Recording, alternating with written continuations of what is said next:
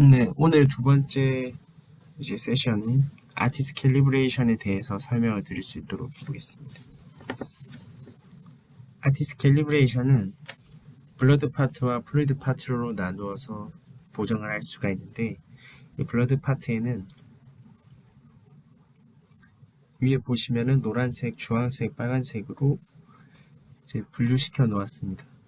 스케일 센서는 우리나라가 사용하지 않기 때문에 보정을 따로 하진 않으면서, 이 블러드 파트에 있는 압력 센서라든지 헤모스캔 센서, 블러드 센서를 보정시킬 수 있습니다.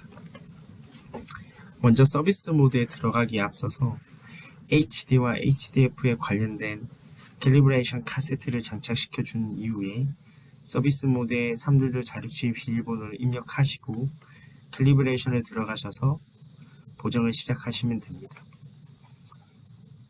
블러드 모듈 부분의 파트 부분에는 블러드 서킷 부분을 통해서 캘리브레이션을 한다라고 생각하시면 되고, 가장 먼저 아테리어와 비너스, 싱글리드 프레시 센서를 먼저 보정을 시켜줍니다. 아테리어, 비너스, 싱글리드 캘리브레이션은 이 서비스 모드에 들어오기 전에 이 HD 캘리브레이션 툴 카세트를 장착하시고, 툴을 장착하신 걸 레퍼런스를 연결하신 상태에서 보정을 시작합니다. 먼저 아테리얼과 비너스 캘리브레이션을 해주시고, 그 다음에 T1T 아테리얼 비너스 캘리브레이션을 해주시면 됩니다.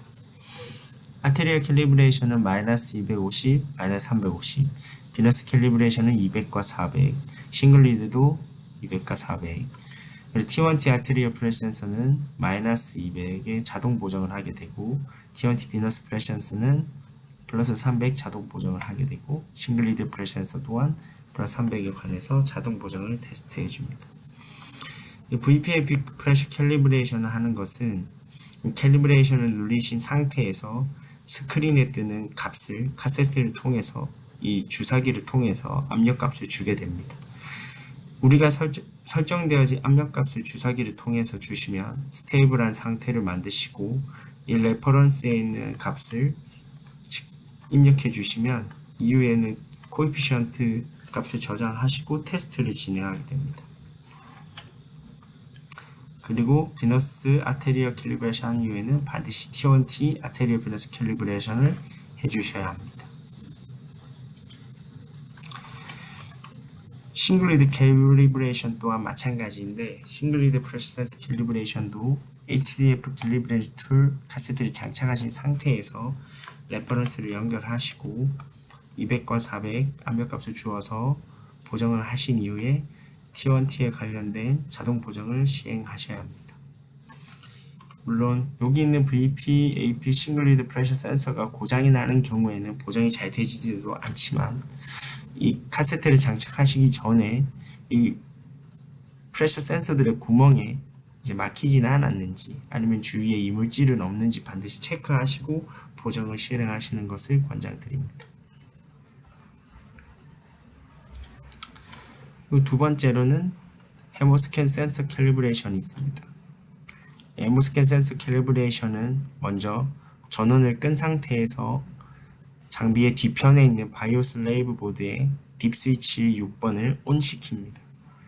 전원을 켜시고 헤모스캔 센서를 보정시켜 줍니다. 헤모스캔 센서를 누르시면 자동으로 오토칼로 센서가 보정이 되고, 이 센서가 2.0에서 1.10에 가깝게 자동으로 값이 떨어지면 여기 있는 파라미터에 있는 값을 입력을 해주시고 캘리브레이션을 완료한 것을 완료시킵니다. 바이오슬레이브 2 보드에 있는 딥스위치 6번을 ON 시킬 때 딥스위치 5번은 반드시 오프가 되어 있어야 하고, 헤모스캔 센서 캘리브레이션 하실 때 1.10V의 자동 보정을 하게 되고, 보정이 다 끝나신 이후에는 장비를 끄시고 바이오슬레이브 보드에 있는 딥 스위치를 반드시 오프를 시켜줍니다. 이렇게 되면 헤모스캔 센서의 보정이 마무리하게 됩니다. 저희가 가장 흔하게 보정을 하는 것 중에 하나가 블러드 센서 트림퍼 캘리브레이션과 블러드 센서 캘리브레이션인데, 실제로 저희가 장비에 테스트를 할 때나 환자를 연결할 때 비너스 라인에 블러드가 지나가지 않음에도 불구하고 일찍 감지가 되는 경우들이 다수 발생합니다. 그런 경우에는 블러드 센서를 캘리브레이션을 해주어야 하는데 블러드 센서 트림폿과 블러드 센서 캘리브레이션 하시기 전에 블러드 센서를 반드시 알코올을 묻힌 거즈로 닦아주시고 캘리브레이션 모드에 있는 블러드 센서 트림폿을 누르셔서 오토칼 보정을 시작을 하게 됩니다. 블러드 센서를 클리닝 하시고 블러드 라인을 삽입하지 않은 상태에서 블러드 센서 트림폿 캘리브레이션 누르시면 180에 관련된 오토 캘리브레이션을 하고 프로텍티브 값이 180 가까이 자동으로 보정이 되게 되면 보정이 끝나고 테스트를 누르셔서 보정을 마치시면 됩니다. 보정을 종료한 이후에는 블러드 센서 캘리브레이션을 하게 되는데 이 블러드 센서 캘리브레이션은 블러드 라인을 삽입하지 않으셨을 때는 240을 잡고 있고 이 셀 라인을 블러드 라인에 꾹 채운 상태에서 센서를 삽입하실 때에는 42에 가까운 값을 가져야 합니다. 오차 범위는 플러스 마이너스 4 정도가 되며 이 오차 범위를 벗어나는 경우에는 에러의 알람이 뜨면서 보정을 다시 하셔야 합니다. 아티스 HD 세트의 비너스 라인을 먼저 준비하신 상태에서 240 값이 블러드 센서에 아무것도 장착하지 않은 상태의 값을 입력을 먼저 해주시고 블러드 센서의 셀 라인이나 물을 가득 채워서 공기가 없는 상태의 비너스 라인을 끼워 넣고 측정을 했을 때의 값을 입력을 하면 되는데 이때 오차 범위의 플러스 마이너스 4를 벗어나지 않게 입력을 반드시 해주셔야 하고 이후에는 우리가 보정된 그 값을 저장을 해주고 같은 방식을 통해서 한 번 더 테스트를 진행하셔서 완료를 하게 됩니다. 블러드 센서 트림폿을 하고 실제로 값이 보정이 돼서 얼리 블러드 디텍션이 되지 않는 경우도 있지만 보통은 오래된 장비 같은 경우에는 트림폿을 하더라도 블러드 센서가 일찍 블러드가 감지되는 경우가 있기 때문에 그런 경우에는 블러드 센서까지 캘리브레이션 하시는 것을 권장드립니다. 캘리브레이션을 하실 때 이 블러드 센서 값이 240과 42를 잡아야 하는데 뭐 65,000이라든지 4,200이라든지 이런 값을 잡고 있는 경우에는 블러드 센서가 고장났다라고 인식을 하시면 되고 두 번째 경우에는 블러드 센서가 올바른 값을 값지만 이 스테이블한 초록색 바가 100% 될 때까지 흔들리는 경우에는 이 블러드 센서가 상태가 좋지 않다라고 인식을 하시게 되고 잘 되지 않는 경우에는 교체하시고 보정하시는 것을 권장드립니다. 이렇게 블러드 파트에 있는 아테리얼, 비너스, 싱글 리드, 헤모스캔과 블러드 센서 트림폿, 블러드 센서 캘리브레이션 마치면 플루이드 파트에 있는 보정도 할 수가 있습니다. 플루이드 파트에는 프레셔 센서에 관련된 5가지 캘리브레이션과 이 레귤레이터에 관련된 3가지 그리고 스트로크 볼륨과 플로우미터의 값을 저장하는 보정, 템퍼러처와 컨덕티비티 보정과 테스트가 있습니다. 먼저 프레셔 센서 캘리브레이션에 대해서 알아보면 가장 먼저 밸브와 연결된 이 프레셔 센서들을 각각 분리하신 이후에 이 레퍼런스와 캘리브레이션 프레셔 툴과 같이 연결을 먼저 하고 캘리브레이션 툴을 이용하여서 시린지로 300, 마이너스 300, 0 그리고 마이너스 400, 0, 400의 각각의 압력을 주어서 보정을 완료하게 됩니다. 아티스에 있는 프레셔 센서는 우측의 뒤편에서 봤을 때 우측의 오른쪽에 보시면 가장 위에서부터 PI 센서, 그 다음 PFS 센서, PO 센서가 있는데 그 순서대로 위에서부터 아래로 보정을 하시게 되면은 오히려 보정을 하실 때 좀 더 편리하게 보정하실 수 있습니다. PI, PFS, PO, PD 센서는 릴레이티브 프레셔 센서로 마이너스 300에서 300, 마이너스 400에서 400의 압력값을 보정하지만 PD 센서는 앱솔루트 센서이기 때문에 압력값이 좀 다르게 보정을 하게 됩니다. 마이너스 650, 마이너스 760 이런 식으로 보정을 하게 되고 Altitude 밸류 값, PD 센서는 절대 압력 센서이기 때문에 캘리브레이션 모드에 들어가시면 그 고도의 높이를 입력을 하고 보정을 하라고 되어 있기 때문에 휴대폰의 고도계를 측정하셔서 실제 고도값을 입력을 하시고 보정을 하시면 될 것 같습니다.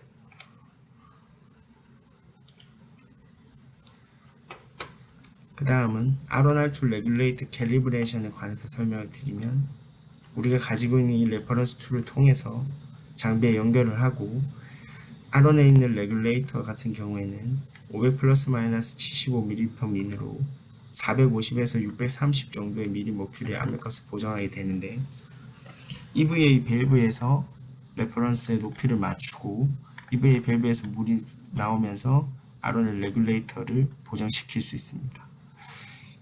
이때 보정을 하실 때 R1 스프링의 컨디션이 상태가 가장 중요한데, 이 레귤레이터의 상태가 정상이면은 저희가 460을 맞추더라도 리키지 테스트실에 500에서 600 사이, 550에서 600 사이의 값을 갖지만 스프링의 값이 정상적이지 못하다면 R1을 보정을 하시더라도 우리가 장비에 셋업 테스트를 하실 때 700이 넘는다든지 500보다 낮다든지 해서 리키지 B의 알람을 띄울 수가 있습니다.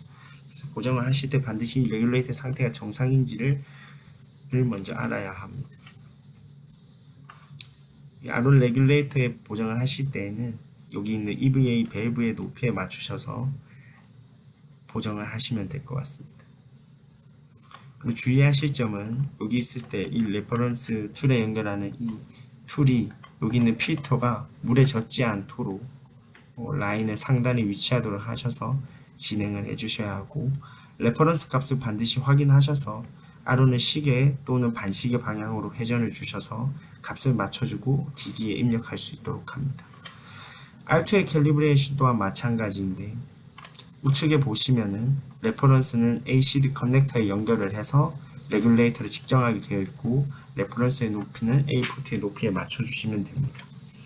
똑같은 방법으로 레퍼런스에 실제로 R2에 입력된 값을 기기에 저장을 해주시고 보정을 종료하시면 됩니다. PRV 레귤레이터 캘리브레이션은 PRV는 20에서 100mm 머큐리얼로 여기 있는 울트라 포트에서 측정을 하게 되고, 현재 아티스 PGO와 PGO 플러스의 장비에는 픽스된 PRV 부품이 나오기 때문에 고정된 값을 가지게 됩니다. 아티스 같은 경우에는 모자 모양의 PRV를 가지고 있고 PRV의 압력이 조절이 가능한 타입이었기 때문에 레귤레이터의 보정에 조절이 가능했습니다. 아까 이 부장님께서도 말씀하셨지만 픽스된 PRV가 고장이 났을 때 실제로 이 PRV 울트라 포트에 연결을 하셔서 보정값을 보시면 어떤 값을 가지는지 꼭 한번 체크해 보시는 것을 권장드립니다. 그리고 스트로크 볼륨 값인데, 실제로 스트로크 볼륨 값의 캘리브레이션은 너무 간단합니다. 108번이라든지 110번, 아니면 리크라든지 플러시드 펌프를 교체하게 되는 경우에는 플러시드 펌프를 교체하시고 보시면, 여기 보시면 체크섬 값과 여기 보시면은 SV 값, 스트로크 볼륨 값이 있는데, 각각의 값을 우리가 교체한 펌프에 맞게 반드시 입력을 해주시면 됩니다. 각각에 맞게 올바른 펌프의 값을 입력을 하시고 그대로 기기에 저장을 하셔서 보정을 종료합니다. 결론적으로 스트로크 볼륨 값은 플러시 펌프에 나와 있는 값을 입력해주고 종료시키는 게 보정이라고 생각하시면 됩니다.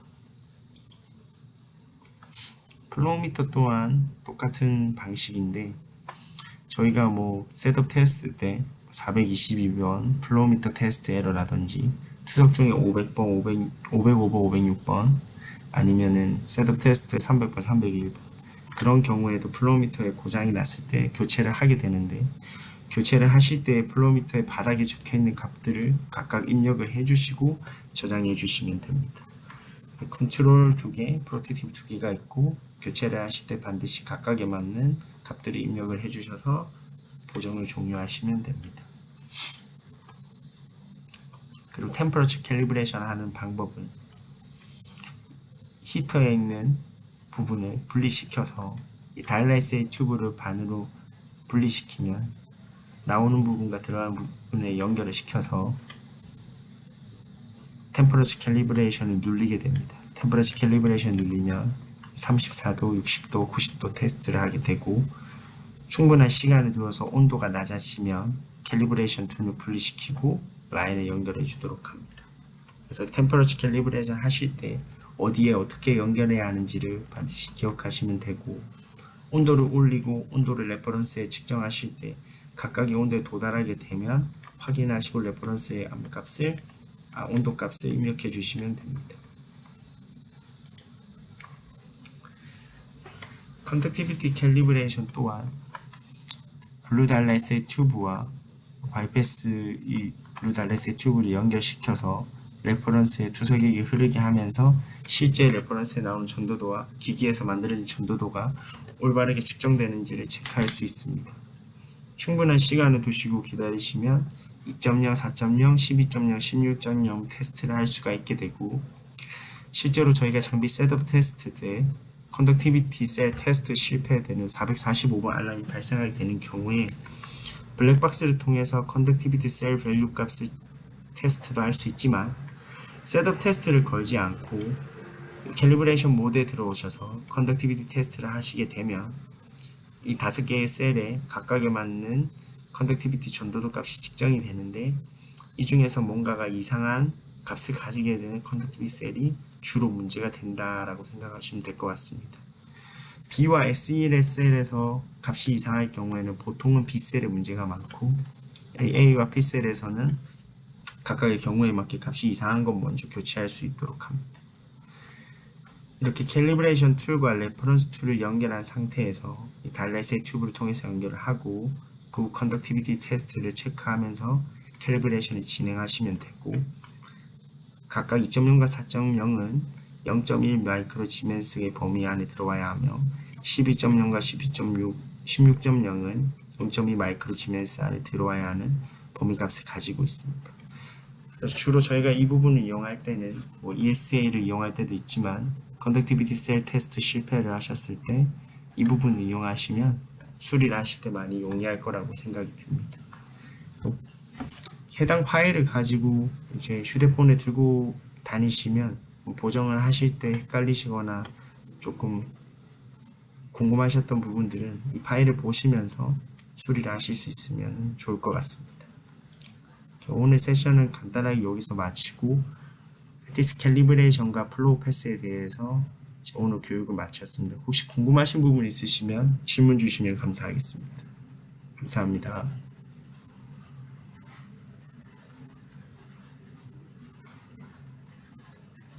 네, 없으시면은 내일 똑같은 9시에 아티스 비주어와 비주어 플러스 하이드롤 페이지에 대해서 교육할 수 있도록 하겠습니다. 감사합니다. 고생하셨습니다.